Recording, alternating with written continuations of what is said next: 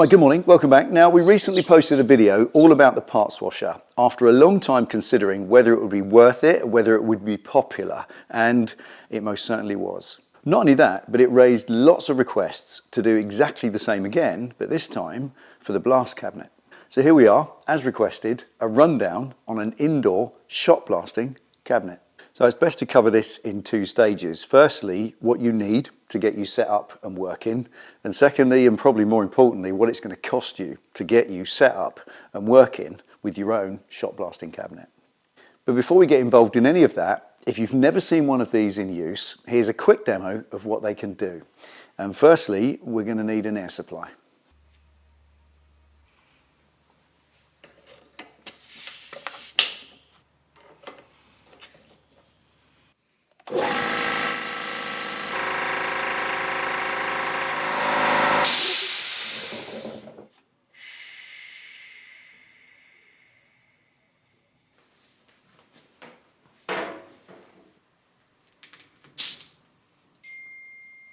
Next, we need an electrical power supply, but that's purely for the light, so I can see what I'm doing.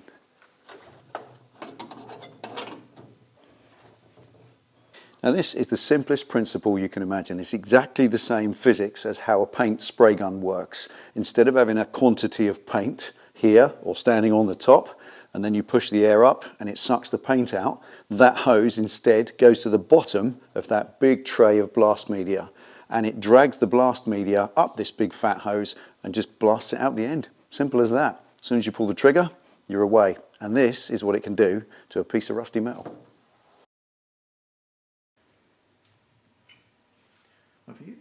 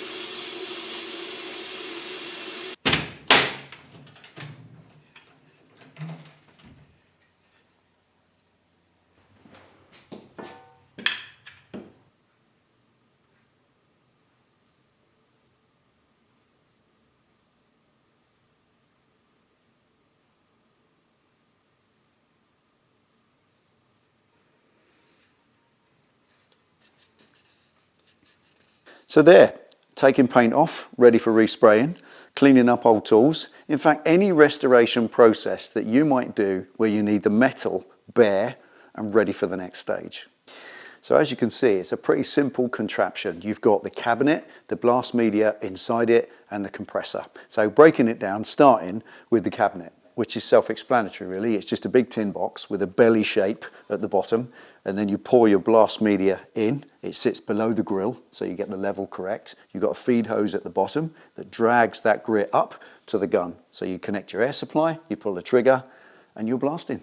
Well, now because this will probably become a question, and a logical one it is how come the back of the cabinet gets the paint torn off it, and yet the glass doesn't seem to get etched? How can you still see through the glass after all that grit flying around in there? Well, you wouldn't be able to if you didn't cover it up. This is a cellophane sheet you get from the people who supply the booth. They come in packets of 6. It's got sticky around the outside, and you stick it on the glass on the inside, and it protects it from the grit etching the glass. And when it gets a little bit opaque like that, you rip it out and you put a fresh one in. It's just a consumable as part of the process. Now here's a question that's bound to pop up. Do you have to change the blast media? Does it last forever? Can you filter it and sieve out all the particles and contaminants and use it again and again? Well, unfortunately you can't, because as much as yes, you could sieve all those paint flakes and rust particles out of there and return it to pure blast media, it does break down.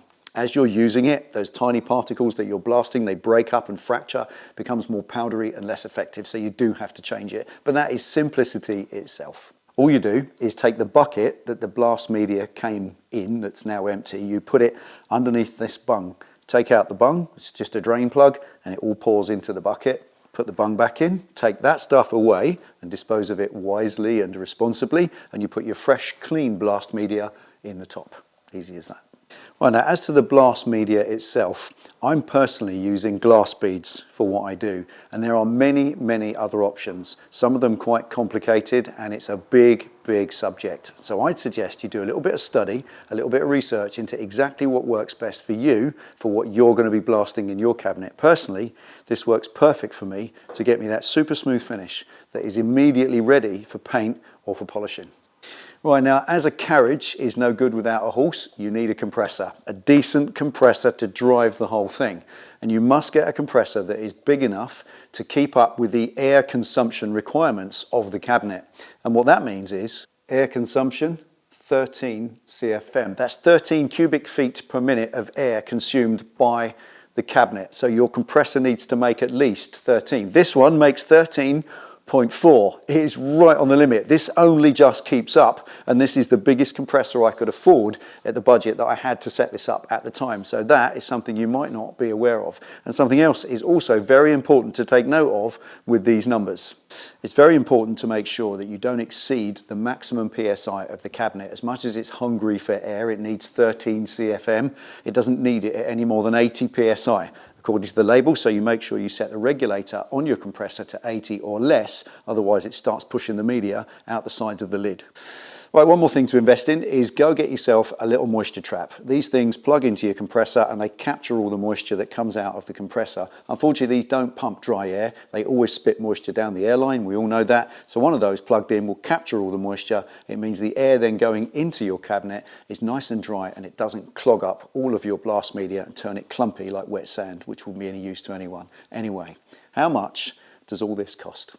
Well, a blast cabinet like this is about £500 or a little bit more. You might pay slightly less if you have one of the little benchtop ones, but there are much bigger ones that cost a lot more than that. So around £500 is a start point for a decent quality blast booth. Now blast media, this big tub of glass beads set me back just under £50 at the time I bought it 2 years ago. So you're going to spend between 35 and 50 odd pounds for a big tub like that, and they should last you a couple of years, depending of course on how much blasting you're doing. Now to the compressor. If you've already got one that has enough CFM delivery to feed the blast cabinet that you're planning, then that's great. If you don't, then you're going to have to buy one. And something like this, with enough beans to keep up, is going to set you back maybe between £800 and £1,000 for a good quality one. So there it is in full, from zero to blast ready in maybe £1,300 to £1,500 to get you fully set up. And like the parts washer, only you know if you can justify the expense. And now you know what it can do, and you know what it all costs, you can make a choice. I'll see you next time.